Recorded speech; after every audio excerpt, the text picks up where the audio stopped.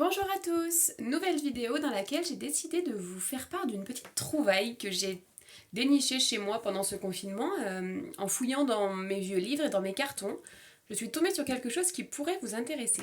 Il s'agit de vieux manuels d'école, certains ayant appartenu à mon arrière-grand-père, certains ayant appartenu à la mère de mon arrière-grand-père, c'est-à-dire mon arrière-arrière-grand-mère, et d'autres étant encore plus vieux, appartenant à je ne sais pas qui, je ne connais pas les noms qui sont dessus, mais c'est des livres que j'ai trouvés dans la maison de mes arrière-grands-parents. Donc c'est des livres qu'ils devaient eux utiliser quand ils étaient à l'école. Je vais vous montrer ces livres, on va regarder un peu ensemble l'intérieur des livres, les pages, la manière dont c'est écrit. Vous allez voir, certains sont écrits en vieux français, c'est-à-dire que ce ne sont pas les mêmes mots que les nôtres, les lettres sont un peu différentes. Les formulations changent et vous allez voir un peu ce qu'on apprenait aux enfants de votre âge il y a plus de 100 ans. Alors, voici le premier livre que je voulais vous montrer. Il s'agit du plus ancien que j'ai retrouvé. Il date, c'est écrit ici, de 1767. C'est écrit ici en chiffres romains. 1767. Et on peut lire avec approbation et privilège du roi. C'était donc bien un roi qui régnait sur la France à cette époque et c'était Louis XV.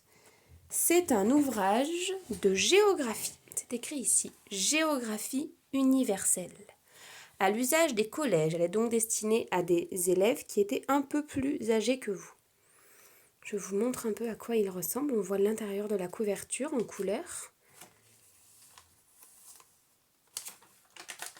On voit qu'ils sont décorés, mais que comparé à nos manuels à nous, ils ne contiennent pas d'images. Regardez. Il n'y a que du texte. Alors j'ai mis un post-it pour vous en lire un petit passage pour que vous voyez à quoi ça ressemblait.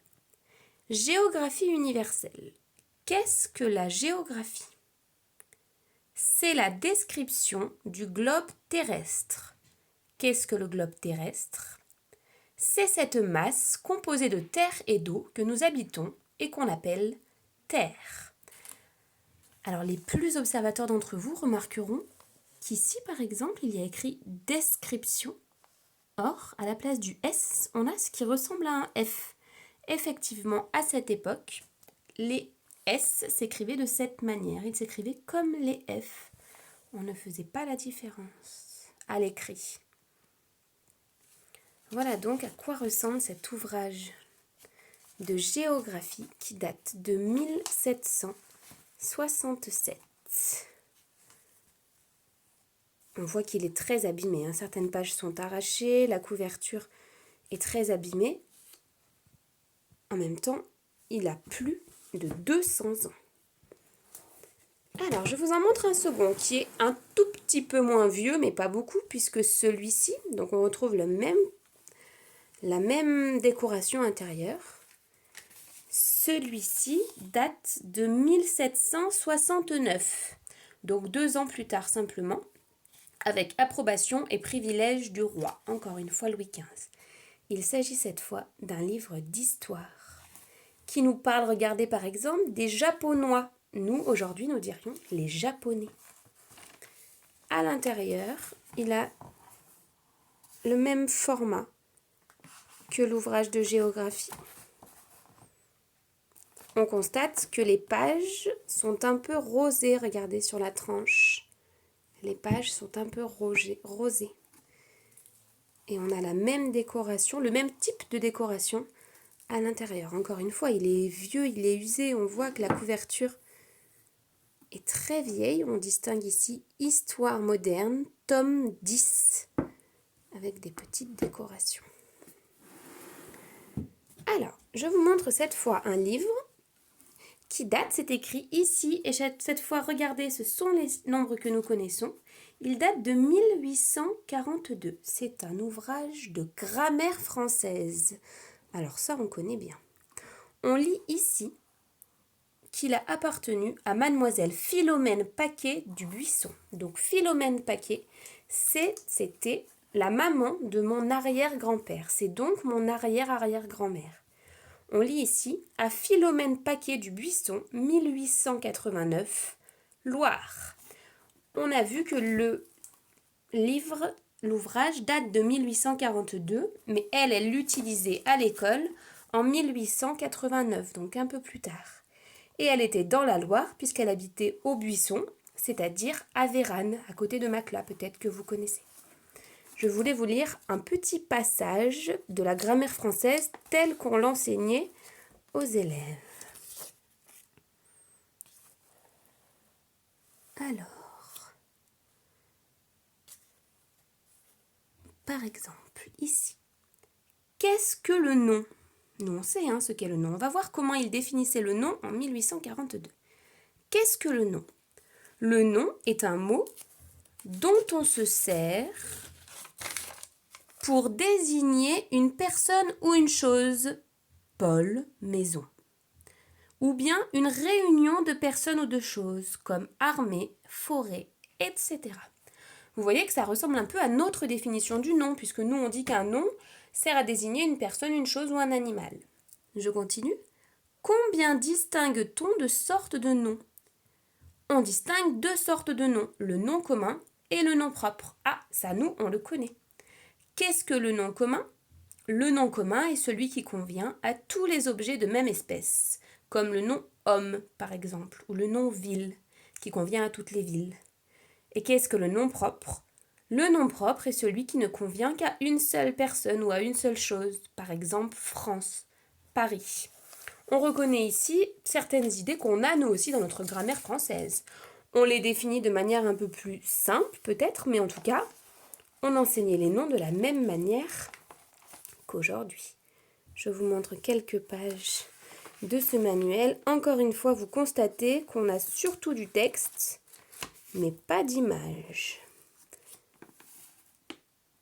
Donc celui-là date de 1889. La couverture est en un peu meilleur état. On voit qu'il est moins vieux.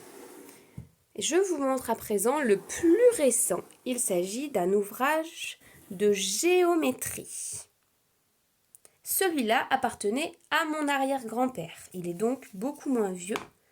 On regarde et on voit qu'ici, il date de 1925. Ici, on a le nom du propriétaire, Pierre Dumas. C'est mon arrière-grand-père, Pierre Dumas. On constate qu'on commence à avoir des images dans le livre. C'est un ouvrage de géométrie. Alors, vous allez voir, je vais vous montrer qu'il paraît beaucoup plus difficile que la géométrie qu'on fait aujourd'hui. Regardez. On voit qu'on a des figures compliquées, de la trigonométrie. Ouh là là, qu'est-ce que c'est compliqué. Vous verrez pas ça avant la fin du collège, voire même le début du lycée. Ah, par contre, un parallélogramme, on sait ce que c'est. Un polygone aussi. On voit qu'on retrouve quand même certaines notions. Je vous montre aussi quelque chose qu'on retrouve dans cet ouvrage. C'est ce qu'on appelle des images ou des bons points.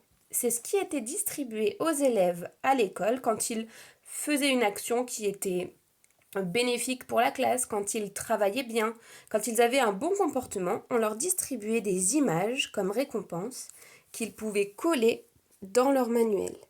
On voit que dans celui-là, il y a plusieurs pages qui contiennent des images. Il y en a aussi à l'intérieur. J'en ai trouvé tout à l'heure. Regardez ici, on voit des libellules et des poissons. Voilà donc pour l'ouvrage le plus récent, celui de 1925. On voit que c'est celui qui est le mieux conservé entre les 4. Si cela vous intéresse, je pourrais les amener à l'école pour vous les montrer en vrai, en sachant qu'ils sont très très fragiles. Voilà, c'est tout pour aujourd'hui. J'avais bien envie de partager avec vous ces petites trouvailles parce que alors quand je les ai trouvées, moi j'étais très contente de trouver ça. J'étais pas encore maîtresse à ce moment-là, mais je me suis dit quand j'aurai une classe à moi, je leur montrerai absolument ces ouvrages, c'est très intéressant. Et puis cette année, j'ai pas eu l'occasion et là, en fouillant dans mes livres, je les ai retrouvés, donc je me suis dit, c'est vraiment l'occasion de faire une vidéo pour ma classe. Je vous dis à bientôt, portez-vous bien et j'espère vous revoir très vite.